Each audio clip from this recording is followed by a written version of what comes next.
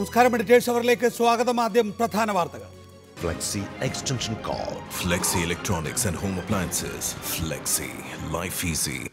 UDF-നോടുള്ള നിലപാട് കടുപ്പിച്ച് JDU. UDF Kozhikode മേഖലാ ജാഥ വീരേന്ദ്രകുമാർ ഉദ്ഘാടനം ചെയ്യില്ല. മുന്നണി ഭദ്രമെന്ന് മുഖ്യമന്ത്രി. എല്ലാം ചർച്ച ചെയ്ത് പരിഹരിക്കുമെന്ന് VM സുധീരൻ.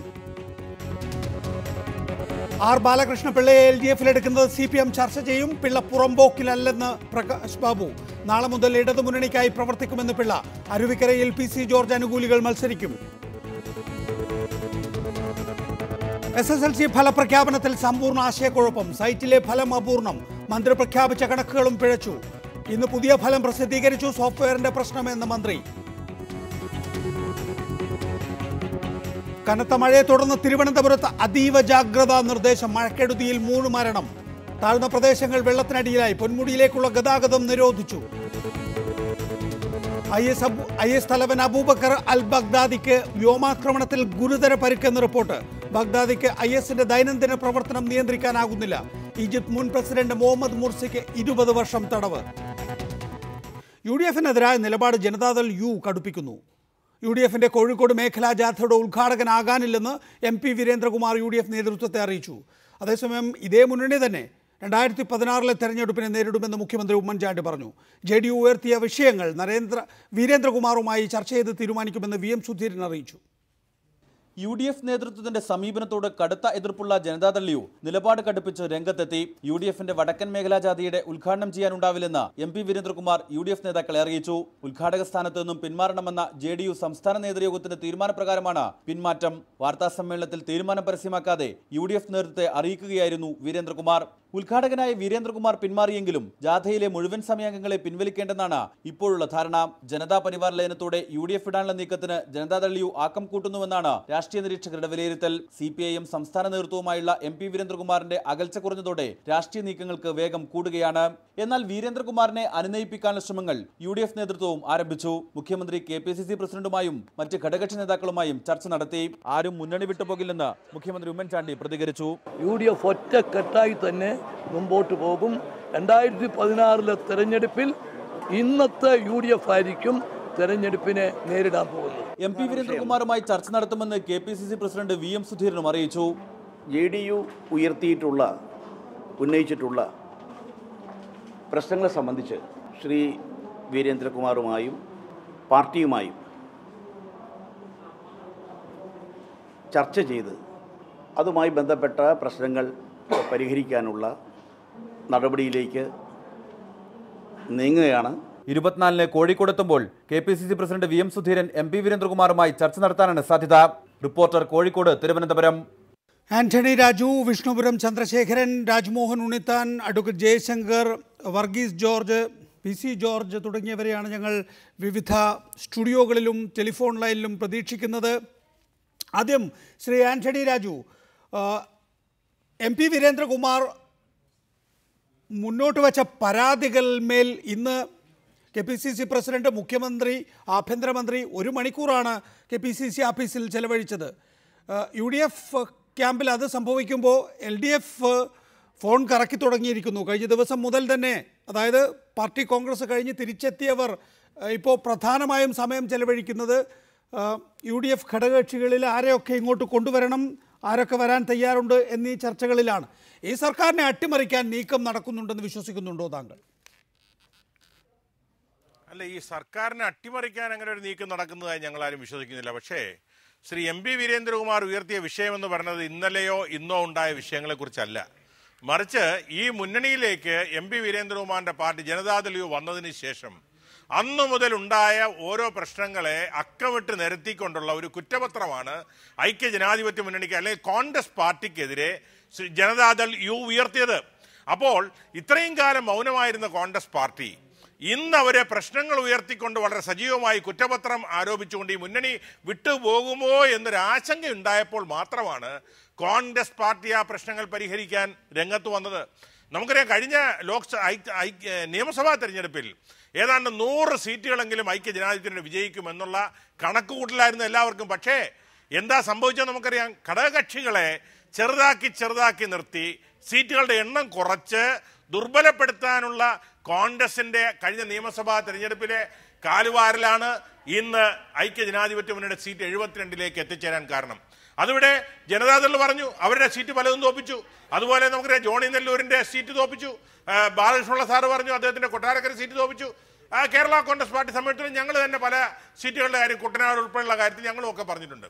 അപ്പോൾ ഇപ്പോൾ അന്ന് ഐക്യജനാധിപത്യമുള്ള എല്ലാ കക്ഷികളെയും ഒന്നിച്ചു കൊണ്ടുപോയി ഒരുമിച്ച് വലിയൊരു വിജയം കൈവരിക്കണമെന്ന് കോൺഗ്രസ് ആഗ്രഹിച്ചിരുന്നെങ്കിൽ ഇന്ന് 2 or 3 സീറ്റുകളുടെ ഭൂരിപക്ഷത്തിൽ നിൽക്കുന്ന ഒരു ഗവൺമെന്റിന് ഇത്തരത്തിൽ ഒരു വിഷമസന്ധിയിൽ നിൽക്കേണ്ട ആന്റണി രാജു, എം പി വീരേന്ദ്രകുമാറിന് അല്ലെങ്കിൽ പഴയ സോഷ്യലിസ്റ്റ് ജനതയ്ക്ക് ഒട്ടേറെ പരാതികൾ യു ഡി എഫിനെ സംബന്ധിച്ചിടത്തോളം ഉണ്ടായിരുന്നു. ശ്രീ ആന്റണി രാജു, അവരെ പഞ്ചായത്ത് തെരഞ്ഞെടുപ്പിൽ അവർ നേരത്തെ LDF-ൽ മത്സരിച്ച സീറ്റിൽ തോൽക്കുന്ന സീറ്റുകൾ മാത്രം നൽകി ഒതുക്കി.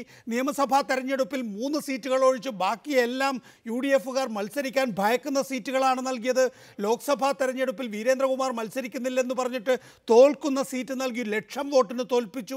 സംഘടനാ കാര്യത്തിലാണെങ്കിൽ ഒരു ജില്ലയുടെയും കൺവീനർ സ്ഥാനം നൽകിയില്ല, മേഖലാ ജാഥയുടെ ക്യാപ്റ്റൻ സ്ഥാനം നൽകിയില്ല. ഇങ്ങനെ നിരവധി പരാതികൾ അവരെ സംബന്ധിച്ചിടത്തോളം ഉണ്ടായിരുന്നു. ആ പരാതികളാണ് MP വീരേന്ദ്രകുമാർ പറഞ്ഞത്. ഇപ്പോൾ ഇന്ന് ശ്രീ കാനം രാജേന്ദ്രൻ പറഞ്ഞത് വെറും RSPയെയും അതുപോലെ ജനതാദൾ യുണൈറ്റഡിനെയും മാത്രം നോക്കിയാൽ പോലെ കൂടുതൽ ഘടകകക്ഷികളെ നോക്കേണ്ടതുണ്ട് എന്നാണ്. അപ്പോൾ ഉദ്ദേശിക്കുന്നത് നിങ്ങളെ ആയിരിക്കും. വീരേന്ദ്രകുമാറിന് പറയാൻ കുറേ ന്യായങ്ങളെങ്കിലുമുണ്ട്. ജോസഫ് ഗ്രൂപ്പിന് പറയാൻ അങ്ങനെ ന്യായങ്ങളില്ല എന്നുള്ളത് കൊണ്ട് നിങ്ങൾക്ക് എങ്ങനെ ഇനി അഥവാ മുന്നണി വിടണം എന്നൊരു മോഹം ഉള്ളിൽ ഉണ്ടെങ്കിൽ തന്നെ സാധിക്കും? ഞങ്ങൾക്ക് അങ്ങനെ മുന്നണി വിടണമെന്നുള്ള മോഹമുണ്ടെങ്കിൽ ഞങ്ങൾ അത് തുറന്നു പറഞ്ഞുകൊണ്ട് മുന്നണി വിടാൻ ഭയക്കുന്ന ഒരു പാർട്ടിയൊന്നുമല്ല കേരള കോൺഗ്രസ് പാർട്ടി. പക്ഷെ ഞങ്ങളെ സംബന്ധിച്ചിടത്തോളം കേരള കോൺഗ്രസ് ഐക്യമുണ്ടായപ്പോൾ കോൺഗ്രസ് പറഞ്ഞ ഒരു വാചകമുണ്ട്, ഗുണവും ദോഷവുമായാലും രണ്ടും കേരള കോൺഗ്രസ് അനുഭവിച്ചുള്ളത്. പക്ഷേ നമ്മളിപ്പോൾ കാണുന്നത് എന്താ? ഇതിന്റെ ഗുണം മുഴുവൻ കോൺഗ്രസും ഐക്യജനാധിപത്യവും അനുഭവിക്കുന്നു, അതിന്റെ ദോഷം കേരള കോൺഗ്രസ് പാർട്ടിയും അനുഭവിക്കുന്നു. ഞങ്ങളെ സംബന്ധിച്ചിടത്തോളവും ഞങ്ങൾ ഈ മുന്നണിയിൽ വന്നതിന് ശേഷം ഉണ്ടായ ലോക്കൽ ബോഡി ഇലക്ഷനിൽ കേരള കോൺഗ്രസിന്റെ പഴയ ജോസഫ് വിഭാഗം ഇടതുപക്ഷ ജനാധിപത്യ മുന്നണിയിൽ നേടിയതിന്റെ സീറ്റിന്റെ പകുതി പോലും ഞങ്ങൾക്ക് മത്സരിക്കാൻ കഴിഞ്ഞില്ല എന്നുള്ളതാണ് യാഥാർത്ഥ്യം. അതുപോലെ തന്നെ കഴിഞ്ഞ നിയമസഭാ തെരഞ്ഞെടുപ്പിൽ ഇടതുപക്ഷ മുന്നണിയിൽ നിന്ന് 4 MLA-മാരെ ജയിച്ച പാർട്ടിയാണ് കേരള കോൺഗ്രസ് പഴയ ജോസഫ് വിഭാഗം. പക്ഷേ ഇവിടെ ഐക്യജനാധിപത്യ മുന്നണിയിൽ വന്നപ്പോഴത്തേക്കും വെറും മത്സരിക്കാൻ കിട്ടിയത് പോലും പഴയ ജോസഫ് വിഭാഗത്തിന് 4 സീറ്റുകൾ മാത്രമാണ്. മാത്രമല്ല കഴിഞ്ഞ ലോക്സഭാ തെരഞ്ഞെടുപ്പിൽ ഞങ്ങളുടെ വളരെ ന്യായമായ ഒരു ആവശ്യമായിരുന്നു അന്ന് ഇടുക്കി സീറ്റിന്റെ കാര്യത്തിൽ ഞങ്ങൾ ഉയർത്തിയത്. ഞങ്ങൾ ഇപ്പോൾ പറയുന്നതല്ല, ഞങ്ങൾ ലോക്സഭാ തെരഞ്ഞെടുപ്പുകളിൽ ഞങ്ങൾ പറഞ്ഞു ഇടുക്കി സീറ്റ് ജയിച്ച് UPAക്ക് ഒരു MP ഉണ്ടാകണമെങ്കിൽ അത് കേരള കോൺഗ്രസ് പാർട്ടിക്ക് നൽകണമെന്നുള്ള ന്യായമായ ആവശ്യം ഉന്നയിച്ചപ്പോൾ അന്ന് ഞങ്ങളോട് പറഞ്ഞത് അത് സിറ്റിംഗ് സീറ്റാണ്. പക്ഷേ 2 MLA-മാരുമായി തെരഞ്ഞെടുപ്പിന്റെ മൂർധന്യത്തിൽ കടന്നു വന്ന RSPക്ക് സിറ്റിംഗ് സീറ്റായ കൊല്ലം കൊടുക്കാൻ കോൺഗ്രസ് പാർട്ടി തയ്യാറായി. പക്ഷേ ഞങ്ങളെ സംബന്ധിച്ചിടത്തോളം ഞങ്ങൾ ഓരോ ഘട്ടങ്ങളിലും ഞങ്ങൾ ഈ വിഷയങ്ങൾ ഉയർത്തിയിട്ടുണ്ട് എന്ന് പറയുന്നത് ഇതൊക്കെ പറയുന്നത് കൊണ്ട് കേരള കോൺഗ്രസ് പാർട്ടി മുന്നണി വിടാൻ പോകണമെന്നോ അല്ലെങ്കിൽ മുന്നണി വിടുന്നതിനെ കുറിച്ച് ആലോചിക്കുന്നു എന്നുള്ളതല്ല. പക്ഷേ ഓരോ പ്രശ്നങ്ങൾ ഉണ്ടാകുമ്പോൾ അതാത് കാലഘട്ടങ്ങളിൽ പരിഹരിക്കുവാനുള്ള രാഷ്ട്രീയമായ സാമർഥ്യം കോൺഗ്രസ് പാർട്ടി പ്രകടിപ്പിച്ചിരുന്നില്ല. ഇപ്പോൾ വീരേന്ദ്രകുമാറിന്റെ ഭാഗത്തുനിന്ന് ജനതാദൾ യുവിന്റെ ഭാഗത്തുനിന്ന് ഒരു കർശനമായ കുറ്റപത്രം നിരത്തി കഴിഞ്ഞപ്പോൾ ഇപ്പോൾ അതെല്ലാം പരിഹരിക്കാനുള്ള ഒരു വെപ്രാളം, അതിനുള്ള ഒരു താല്പര്യം കോൺഗ്രസിന്റെ ഭാഗത്തുനിന്ന് ഉണ്ടാകുന്നുവെങ്കിൽ ഇതൊക്കെ കാലാകാലങ്ങളിൽ ഉണ്ടാകേണ്ടതായിരുന്നു. ഒരു മുന്നണിയെ സുഗമമായിട്ട് കൊണ്ടുപോകേണ്ടതിന്റെ ഉത്തരവാദിത്വം അത് നയിക്കുന്ന സർക്കാർ വീഴുമോ എന്ന ഭയം UDF-ന് പിടികൂടിയിട്ടുണ്ടാകണം. ദയവായി തുടരുക. ശ്രീ ഷെയ്ഖ് പി ഹാരിസ്, ഇന്നത്തെ നിലയിൽ ഇന്ന് ശ്രീ MP വീരേന്ദ്രകുമാർ പറയാതെ പറഞ്ഞത് അല്ലെങ്കിൽ മാധ്യമങ്ങൾ റിപ്പോർട്ട് ചെയ്തത് UDF-ന്റെ കോഴിക്കോട് മേഖലാ ജാഥയുടെ ഉദ്ഘാടകനാകാനില്ല എന്നാണ്. എന്തുകൊണ്ടാണ് അങ്ങനെ ഒരു തീരുമാനം? UDF മേഖലാ ജാഥ നിശ്ചയിച്ച അവസരത്തിൽ 4 മേഖലാ ജാഥകളിൽ ഒന്ന് ഞങ്ങൾക്ക് തരണമെന്ന് ഞങ്ങൾ ആവശ്യപ്പെട്ടതാണ്. അന്ന് ഞങ്ങൾക്ക് അത് തരാൻ കോൺഗ്രസിന്റെ ഭാഗത്ത് തയ്യാറായില്ല. മാത്രമല്ല നിയമസഭയിലെ അംഗബലം അനുസരിച്ചിട്ടാണ് ഓരോന്ന് നിശ്ചയിക്കുന്നത് എന്നുള്ള രീതിയിൽ ഞങ്ങളെക്കാൾ മുൻഗണന RSPക്ക് കൊടുക്കുന്ന ഒരു പ്രവണതയാണ് ഇപ്പോ കോൺഗ്രസിന്റെ ഭാഗത്ത്. RSPക്ക് 3 MLA-മാരുണ്ട് ശ്രീ ഷെയ്ഖ് പി ഹാരിസ്. MLA-മാരുടെ എണ്ണത്തിന്റെ അടിസ്ഥാനത്തിലല്ലോ ആകെ 4 മേഖലാ ജാഥകളെ ഉള്ളൂ. അതിൽ 1 കോൺഗ്രസിന് വേണമല്ലോ, 2 ലീഗിന് വേണമല്ലോ, 3 കേരള കോൺഗ്രസ് എമ്മിന് വേണമല്ലോ, 4ാമത്തെ പാർട്ടി RSP ആണ്. പിന്നെ നിങ്ങൾക്ക് എങ്ങനെയാണ് തരിക? ബന്ധപ്പെട്ട സംഘടനാ സംവിധാനമുള്ള പാർട്ടി തന്നെയാണല്ലോ ഞങ്ങൾ നികേഷ്. അപ്പൊ വേണമെങ്കിൽ 4 എന്നുള്ളത് 5 ആക്കാമായിരുന്നല്ലോ. അല്ല, അത് അപ്പൊ പറയണം, അത് അപ്പൊ പറയണം. അപ്പൊ പറയാതിരുന്നിട്ട് ഇപ്പൊ ഒരു ചാൻസ് വരുമ്പോ മുന്നണി വിടുന്നതിന് വേണ്ടി പ്രവർത്തകരെ സജ്ജരാക്കി നിർത്താൻ ആദ്യം ഭീഷണി മുഴക്കുക, പിന്നീട് ഇത്തരം നടപടികളിലേക്ക് കടക്കുക. എന്തിനാണ് ഇങ്ങനെ ഈ നാടകം? ശ്രീ ഷെയ്ഖ് പി ഹാരിസ്, ഒരു ദിവസം നിങ്ങൾക്ക് മുന്നണി വിട്ടു പോകണമെങ്കിൽ അങ്ങ് വിട്ടു പോയാൽ പോരെ? മുന്നണി വിടണമെങ്കിലോ ഇങ്ങനെ ഭീഷണിയുടെ സ്വരം ഉയർത്തി മുന്നണി വിടേണ്ട കാര്യമൊന്നും ഞങ്ങളുടെ പാർട്ടിയെ സംബന്ധിച്ചിടത്തോളം ഇല്ല. നികേഷിനറിയാലോ, ഞങ്ങൾ ഇടതുപക്ഷ ജനാധിപത്യ മുന്നണിയിൽ നിന്നപ്പോഴും ഇപ്പോഴും അന്തസ്സോടുകൂടി ചിട്ടയോടുകൂടി പ്രവർത്തിക്കുന്ന. ശ്രീ ഷെയ്ഖ് പി ഹാരിസ്, ഇനിയിപ്പോൾ നിങ്ങൾ UDF ഒരു പ്രവർത്തനത്തോടും സഹകരിക്കേണ്ടെന്നാണോ തീരുമാനം? നിങ്ങളുടെ ആവശ്യങ്ങൾ നിവർത്തിച്ച് തരും വരെ? ഇല്ല, അങ്ങനെയൊന്നും ഞങ്ങൾ പറഞ്ഞിട്ടില്ലല്ലോ. വീരേന്ദ്രകുമാർ തന്നെ പറഞ്ഞത് ഈ അഭിപ്രായ വ്യത്യാസങ്ങൾ ഒരു കുറ്റപത്രം എന്ന നിലയിൽ UDF മുമ്പാകെ സമർപ്പിക്കുന്നതോടൊപ്പം തന്നെ അത് പരിഹരിച്ച് മുന്നോട്ട് പോകണം എന്നുള്ള ആവശ്യമാണ് ഉന്നയിച്ചിരിക്കുന്നത്. UDF തുടരുമെന്ന് നിങ്ങൾ യഥാർത്ഥത്തിൽ മുന്നണി വിട്ടുപോകാൻ തന്നെയാണോ, അതോ 2016 ഒഴിവ് വരുന്ന 2 രാജ്യസഭാ സീറ്റുകളിൽ AK ആന്റണിയോടൊപ്പം വീരേന്ദ്രകുമാറിനെ കൂടി അങ്ങോട്ട് അയക്കണമെന്ന ആവശ്യത്തിൽ സമ്മർദ്ദം ചെലുത്തുകയാണോ? അല്ല, 2016 ഒഴിവ് വരുന്ന രാജ്യസഭാ സീറ്റിലൊന്ന് ഞങ്ങൾക്ക് തന്നെ തീരുമാനിച്ചിരിക്കുകയാണല്ലോ, ഉറപ്പ് നൽകിയിരിക്കുകയാണല്ലോ. അതിൽ കൂടുതൽ സമ്മർദ്ദം ചെലുത്തേണ്ട കാര്യമില്ലാതെ ഞങ്ങൾക്ക് അവകാശപ്പെട്ടതാണ്. ശ്രീ ഷെയ്ഖ് പി ഹാരിസ്, ഞാൻ തിരിച്ചെത്താം താങ്കളിലേക്ക്. അതിനു മുമ്പ് നമ്മോടൊപ്പം ഇപ്പോൾ വിഷ്ണുപുരം ചന്ദ്രശേഖരനും PC ജോർജും ഉണ്ട്. ആദ്യം ശ്രീ വിഷ്ണുപുരം ചന്ദ്രശേഖരൻ, എന്താണ് നിങ്ങൾ അരുവിക്കരയിൽ കാട്ടാൻ പോകുന്നത്? അരുവിക്കരയെ സംബന്ധിച്ചിടത്തോളം ഒരു തെരഞ്ഞെടുപ്പ് വരികയാണ്. ആ തെരഞ്ഞെടുപ്പ് കേരള സമൂഹം അഴിമതിക്കെതിരെ വോട്ട് ചെയ്യുന്ന തെരഞ്ഞെടുപ്പായി മാറണമെന്നുള്ളതാണ് ഞങ്ങളുടെ അഭിപ്രായം. കാരണം PC ജോർജ് പൊതുജനങ്ങളുടെ ഇടയിൽ ഉയർത്തിക്കൊണ്ടുവന്ന ഭരണകക്ഷിയിൽപ്പെട്ട ആളുകളുടെ അഴിമതി അത് ജനങ്ങളുടെ മുന്നിൽ നിറഞ്ഞു നിൽക്കുന്ന സമയത്ത് അഴിമതി പുറത്തു കൊണ്ടുവന്ന PC ജോർജിനെ പുറത്താക്കുകയും അഴിമതി ചെയ്ത ആളുകളെ ഭരിക്കാനുള്ള അവസരം കൊടുക്കുകയും ചെയ്ത ഈ അവസരം ആ അരീക്കരയിലെ ജനങ്ങൾ കേരളത്തിലെ ആദ്യത്തെ വിധിയെഴുത്തെന്ന നിലയിൽ അഴിമതിക്കെതിരെ ചിന്തിക്കുന്ന ഒരു പൊതു സ്ഥാനാർത്ഥിയെ നിർത്തി ഒരു ഹിതപരിശോധന നടത്തണമെന്നുള്ളതാണ് നമ്മുടെ ആഗ്രഹം. VSDP ഒരു സ്വന്തം സ്ഥാനാർത്ഥിയെ നിർത്താനാണോ, അതോ അഴിമതിക്കെതിരായ പോരാട്ടത്തിൽ LDF-നൊപ്പം നിൽക്കാനാണോ?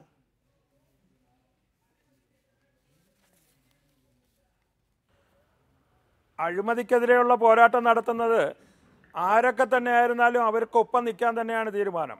കാരണം പൊതുസമൂഹം ഇന്ന് കേരളത്തിൽ അഴിമതി തുടച്ചു നീക്കണമെന്ന് ആഗ്രഹിക്കുന്നു.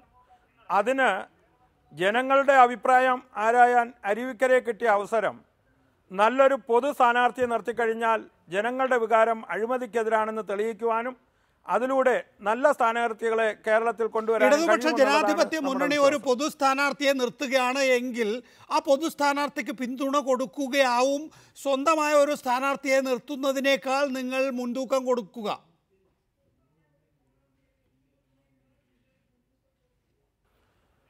സ്ഥാനാർത്ഥിയെ നോക്കിയിട്ട് ആ തീരുമാനമെടുക്കും. ആരാണോ സ്ഥാനാർത്ഥിയെ നിർത്തുന്നത് പൊതു സമൂഹത്തിന് നന്മ ചെയ്യുമെന്നുള്ള ഉറപ്പുണ്ടെങ്കിൽ.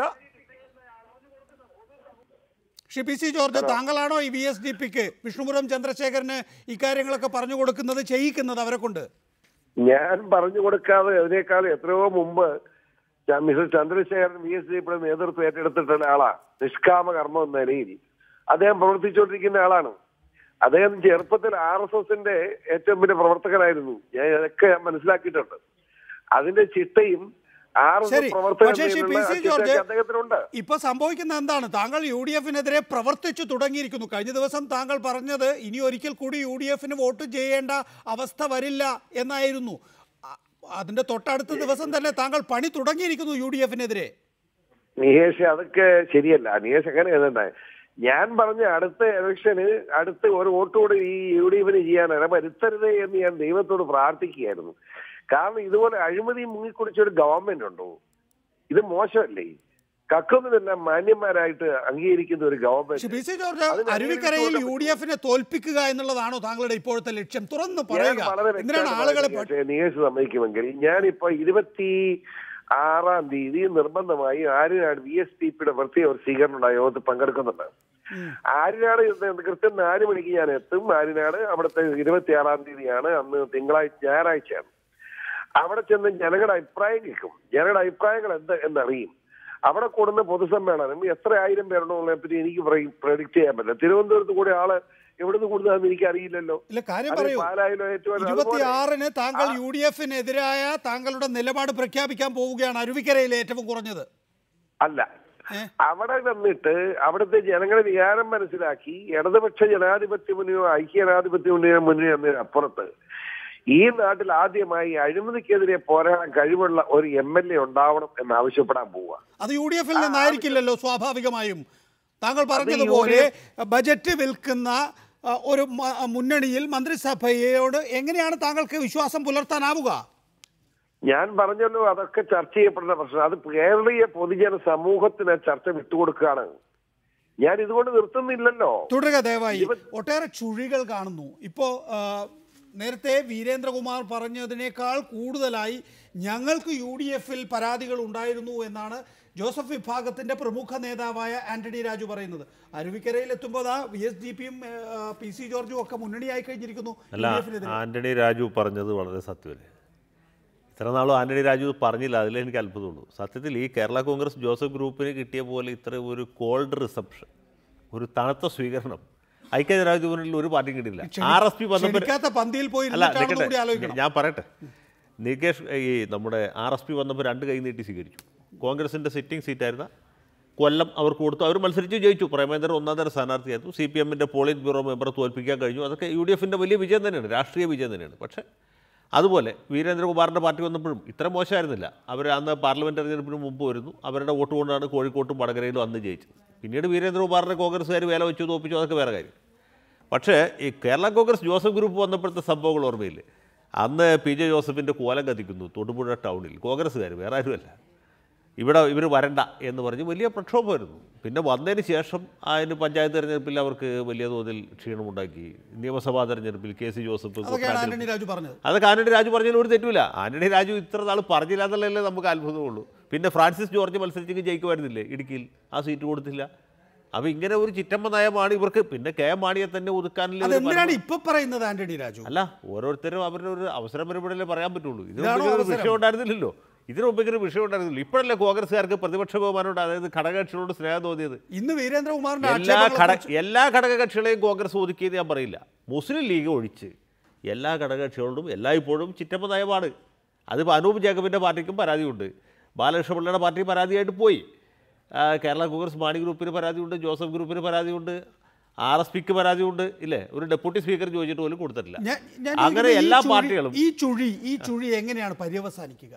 ഇത് ഉമ്മൻചാണ്ടി ആഞ്ഞു പിടിച്ച്, എൻ്റെ വിശ്വാസം ഇപ്പോഴും ഈ മന്ത്രിസഭ 5 കൊല്ലം തേക്കുന്നത് തന്നെയാണ്. കാരണം പ്രതിപക്ഷത്തെ സംബന്ധിച്ചുള്ള ഈ മന്ത്രിസഭയെ ഉടനെ തള്ളി താഴ്ത്തിട്ടിട്ട് ഒന്നും കിട്ടാനില്ല. 5 കൊല്ലം ഇവരിരുന്ന് നാറിപ്പുഴുത്ത് രാജിവെച്ച് പോകുന്നതാണ് നല്ലത് എന്നൊരു അഭിപ്രായമാണ് നേരത്തെ തൊട്ടുള്ള ഇടതു മുന്നണി എത്രയോ കൊല്ലങ്ങളായിട്ട് അല്ലെങ്കിൽ എത്രയോ തവണകളായിട്ട്. ഒരു പക്ഷേ കൂറുമാറ്റ നിരോധന നിയമം വന്നതിന് ശേഷം ഇന്ന് വരെയും ഒരു സർക്കാരിനെയും തള്ളി താഴ്ത്താനുള്ള ശ്രമം ഉണ്ടായിട്ടില്ല. ഇത്തവണ അങ്ങനെ ഒരു ശ്രമം ഉണ്ടാവുന്ന PC ജോർജ്, താങ്കൾ രാവിലെ പറയായിരുന്നു അരുവിക്കര എന്തിനാണ് ഉപതെരഞ്ഞെടുപ്പ്, ഒരു പൊതു തെരഞ്ഞെടുപ്പിനുള്ള സാധ്യത തന്നെ വരികയല്ലേ ജനതാദൾ യുണൈറ്റഡ് ഇങ്ങനെ ഒരു തീരുമാനം എടുക്കുമ്പോഴെന്ന്. അത് രാവിലെ പറഞ്ഞതാണ്. വൈകുന്നേരം ആവുമ്പോൾ സ്ഥിതി മാറിയോ? ഞാൻ ഇപ്പോഴും ഈ ഗവൺമെന്റ് കാലാവധി തേക്കുമെന്ന് കരുതുന്നില്ല. ഇത്രയും ജനങ്ങൾ എതിർക്കുന്ന ഒരു ഗവൺമെന്റ് കേരളത്തിൽ ഉണ്ടായിട്ടില്ല. എങ്ങനെയാണ് ആ കാലാവധി തികയ്ക്കാതിരിക്കുക? കാലാവധി മനസാക്ഷിയുള്ള MLA-മാർക്ക് ഇതിന് പിന്തുണ കൊടുക്കാൻ പറ്റുമോ? അല്ല, ആരാ ഉള്ളത്? ആരെ കിട്ടും ഈ ഗവൺമെന്റിന് കൂടത്തിൽ? മന്ത്രിമാർ കൈക്കൂലി മേടിക്കുന്ന തട്ടിത്തിന് കിട്ടുന്ന മന്ത്രിമാരല്ലാതെ MLA-മാരും ഈ ഗവൺമെന്റ് പിന്തുണയ്ക്ക് കിട്ടുകയില്ല. ഈ ആന്റണി രാജു നേരത്തെ പറയുന്നത് ഒരുപക്ഷെ ശ്രീ PC ജോർജ് താങ്കൾ കേട്ടുകാണില്ല. അദ്ദേഹം പറയുകയാണ് പഴയ ജോസഫ് ഗ്രൂപ്പിന്റെ തദ്ദേശ ഭരണ തെരഞ്ഞെടുപ്പിലെ വല്ലാത്ത രീതിയിൽ അവഗണിച്ചു. നിയമസഭാ തെരഞ്ഞെടുപ്പിൽ ആകെ ഉണ്ടായിരുന്ന 4 സീറ്റുകൾ മാത്രം നൽകി. പാർലമെൻറ്റ് തെരഞ്ഞെടുപ്പിൽ UPA-ക്ക് ഒരു MP ഉണ്ടാക്കിത്തരാം, ഞങ്ങൾ മത്സരിക്കട്ടെ, അവിടെ ഫ്രാൻസിസ് ജോർജ് ഉണ്ട്, ജയിക്കും മത്സരിച്ചാൽ, എന്നിട്ട് പോലും കേട്ടില്ല. അപ്പോൾ തുടർച്ചയായി വീരേന്ദ്രകുമാറിൻ്റെ പാർട്ടിക്ക് നേരിടേണ്ടി വന്നതിനേക്കാൾ കടുത്ത ദുരനുഭവമാണ് ജോസഫ് ഗ്രൂപ്പിന് നേരിടേണ്ടി വന്നത് എന്നാണ്. പക്ഷേ എന്താ സ്ഥിതി എന്നറിയാമല്ലോ. മാണിയെ വിട്ടു പോകാൻ കഴിയില്ല. വിട്ടുപോയാൽ വലിയ തോതിൽ കൂറുമാറ്റ നിരോധനവും ഈ പറയുന്ന മണ്ഡലങ്ങളിലെല്ലാം തന്നെ ഉപതെരഞ്ഞെടുപ്പ് വരുന്നൊരു സാഹചര്യവും ഉണ്ടാവും. നികേഷ്, ആ പറയുന്നതൊന്നും ശരിയല്ല. കാരണം ജോസഫിനെ സംബന്ധിച്ച് ജോസഫ് വിഭാഗത്തെ മാണി ഗ്രൂപ്പ് കൊണ്ടുവന്നെന്ന് പറഞ്ഞാൽ മാണി ജോസഫിന് അനുകൂലമായിരുന്നു. അതായത് ഈ മാർച്ച് 21 ഞാൻ സംസാരിക്കുമ്പോഴും KM മാണി PJ-ക്കെതിരായിട്ട് അതിനോട് വർത്തമാനം പറഞ്ഞത്. 22 രാവിലെ ഞങ്ങൾ ഫോണിൽ സംസാരിക്കണം PJ ജോസഫിനെതിരായിട്ട് എന്നോട് വർത്തമാനം പറഞ്ഞു. ആ മാണിയുടെ ഒപ്പമാണ് ജോസഫ് 24 കൂടിക്കൊടുത്തത്. ഏതാ PC പറഞ്ഞ തീർക്കാൻ. അതിന്റെ ന്യായം എന്താണെന്ന് എനിക്ക് മനസ്സിലാകുന്നില്ല. 22 എന്നോട് ഫോണിൽ സംസാരിക്കുമ്പോഴും KM മാണി PJ ജോസഫിനെതിരായിട്ട് എന്നോട് സംസാരിച്ചത്. മനസ്സിലായില്ലേ? ഞാൻ ദൈവത്തെ സാക്ഷ്യപ്പെടുത്തി ഇതൊക്കെ പറയുന്നത്. നികേഷ് മനസ്സിലാക്കേണ്ട കാര്യം, കഴിഞ്ഞ തവണ സീറ്റ് കാര്യത്തിൽ KM മാണിക്കും PJ ജോസഫ് പറഞ്ഞില്ലായിരുന്നു. സീറ്റ് ചർച്ച ഒറ്റയാണ് കാണുമ്പോൾ PJ ജോസഫ് മനസ്സിലാവും. നിയമസഭാ ഇലക്ഷൻ കഴിഞ്ഞ് വകുപ്പ് വിഭജനമായിട്ട് എറണാകുളത്ത് കുഞ്ഞാലിക്കുട്ടി സാഹിബും ഉമ്മൻചാണ്ടിയും KM മാണിയും കൂടിയപ്പോ ജോസഫിന് മന്ത്രിസ്ഥാനത്ത് കൂടി വെച്ചിരുന്ന ട്രാൻസ്പോർട്ട് വകുപ്പാണ്. മാണി അതാണ് സമ്മതിച്ചത്, അറിയാമോ? അത് ആഭ്യന്തരമന്ത്രിയായിരുന്ന PJ ജോസഫിന് അത് സംബന്ധിച്ച് സ്പോർട്സും ഉണ്ടായിരുന്നു കൂടത്തിന്. അത് സംബന്ധിച്ച് വന്നതിന് ശേഷം അവസാനം പിന്നെ മാറ്റി വെറും ഇറിഗേഷൻ മാത്രം. മനസ്സിലായോ? ഇതൊക്കെ അനുഭവിച്ച് പുള്ളി മിണ്ടാതെ പോവുകയാണ്. ഞാനൊന്ന് ഓർമ്മിപ്പിക്കുകയാണ് ശ്രീ PC ജോർജ്, പാർലമെന്റ് തെരഞ്ഞെടുപ്പിൽ ഞങ്ങൾക്ക് ഒരു സീറ്റ് മതി എന്ന് പറഞ്ഞ മഹാനുഭാവൻ താങ്കളായിരുന്നു. അത് മാണിക്ക് വേണ്ടി അത് KM മാണി പറഞ്ഞതല്ലേ ഒരെണ്ണം മതിയെന്ന്. KM മാണി പറഞ്ഞത് തന്നെ പറഞ്ഞു. ഞാൻ അതിൽ KM മാണിക്ക് എന്നോട് ഇച്ചിരി പിണക്കമുണ്ടായി. KM മാണി ഒരു സീറ്റ് മതി എന്ന് പറഞ്ഞത് എന്താണെന്ന് ചോദിച്ചാൽ കോട്ടയം സീറ്റാണ്. പക്ഷെ ആ സീറ്റിൽ അദ്ദേഹം നിർത്താൻ ഉദ്ദേശിച്ചിരുന്ന അമേരിക്കയിൽ ഇദ്ദേഹത്തിന് ഷെയർ ഹോൾഡറായ ഒരു സമ്പന്നനുണ്ട്, ചെങ്ങന്നൂർ തിരുവല്ല മേഖലയിലുള്ള. ഞാനയാളെ കണ്ടിട്ടില്ല. അയാളെ സ്ഥാനാർത്ഥിയാക്കാൻ തീരുമാനിക്കുകയും അതിന്റെ അടിസ്ഥാനത്തിൽ എന്റെ കൂട്ടത്തിലുണ്ടായിരുന്ന എന്റെ പാർട്ടിയിൽ നിന്ന് പോയി ജില്ലാ പ്രസിഡന്റായ ജേക്കബ് തോമസ് അരികുപുറം മാണിയുടെ അനുവാദത്തോട് എന്നെ കാണാൻ വരികയും ചെയ്തു. ഞാൻ ഓടിച്ചു. ജോയി എബ്രഹാം സ്ഥാനാർത്ഥിയാണെന്ന് പറഞ്ഞു. എന്റെ ഉറച്ച നിലപാടില്ലായിരുന്നു ജോയി എബ്രഹാം സ്ഥാനാർത്ഥി ആവില്ലായിരുന്നു. ആ ചെങ്ങന്നൂർക്കാരെ കൊണ്ടുപോയി ആ സമ്പന്നൻ മാണിയുടെ ബന്ധുവാണ്. ബന്ധുലേഷൻ അല്ല, സാമ്പത്തിക ഇടപാടിൽ കച്ചവടമുള്ള ആളാ.